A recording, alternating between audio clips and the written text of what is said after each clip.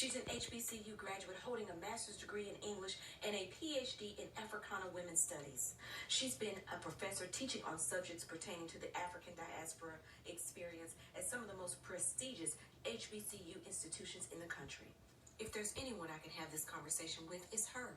I sent her some footage of my going away party, the Blasian Persuasion, and talked to her about what I wanted to do for my wedding anniversary. We're saying goodbye to our family and friends, and the majority of them were African American. There were some white people that were there, but at the going away party, we played a game because it was a reveal party. No one knew where we were going. They just knew we were moving to Asia.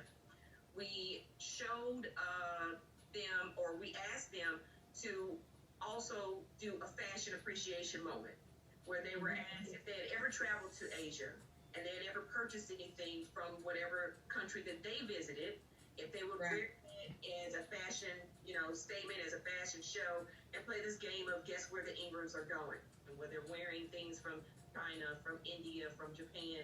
But these are all places where Black folks have traveled. And where do you see the difference between culture appropriation and culture appreciation? From what I saw, that was cultural appreciation, right? Where you're celebrating the culture that you were getting ready to become a part of, and there was no imitation of the people, but a celebration of how the people live. Because that's what we're talking about when we're talking about cultural appreciation. We're celebrating how these people live, right? I'm not trying to be like them. I'm not trying to have any particular sort of gain from how they live, because therein lies the problem with cultural appropriation, right?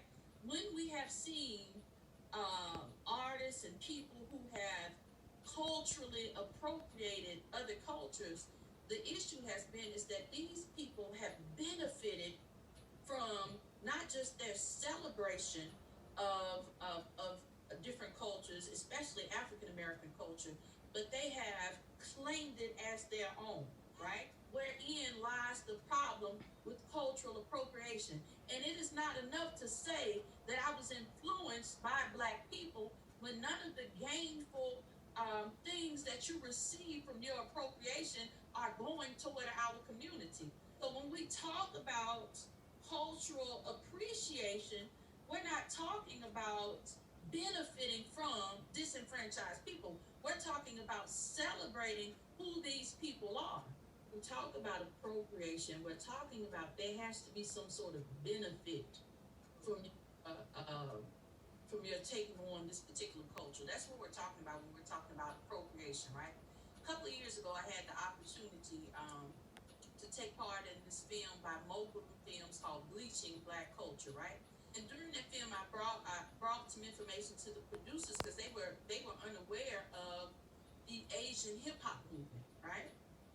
And I'm bringing because I think comparisons are always in line.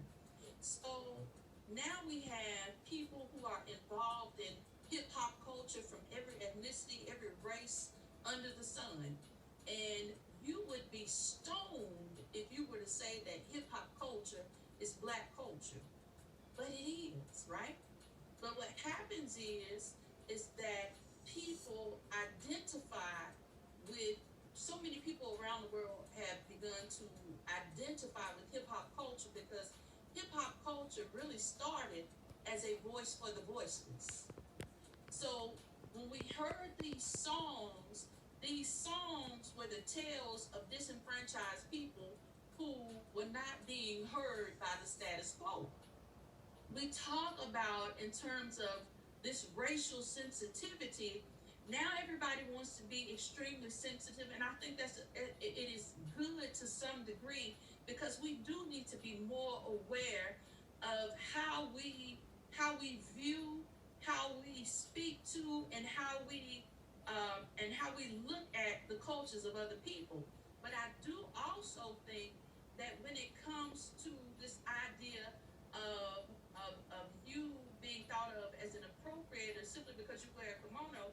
I bought a kimono in a San Francisco thrift store, okay? And if you look at any website, Boo-Boo, Forever 21, I'm telling too much, huh? Okay, but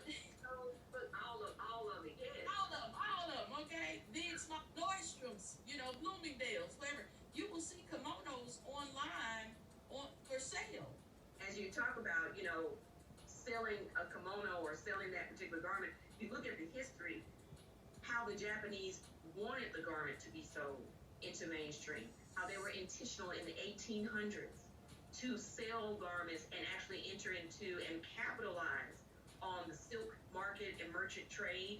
And they intentionally put the kimono into mainstream fashion with intention. They started selling it to Europe and selling it to the UK intentionally to benefit off of it. I used to teach a class called African Diaspora in the World, talking about black folk all over. That's all that means, right? Black folks all over the world. So one of the things that is synonymous throughout diasporic Africans is a loss of agency and autonomy. Autonomy means self-governance. Agency, we're talking about the ability to claim one's identity and state who you are, where you are, and stand there firmly, right? So when they made these dresses, they put the women in a corset, and the bust behind the dress was made to look big because it was supposed to be enticing like a black woman's body. A lot of people don't know that. So even when we talk about fashion design, a lot of it was meant to mimic black folks. And so that's what I mean when I say that black folks were commercialized. And that is without their consent. Now, so when you mention the example of kimonos being brought to a commercial market and being sold all over the world, that was with the consent of Asian people.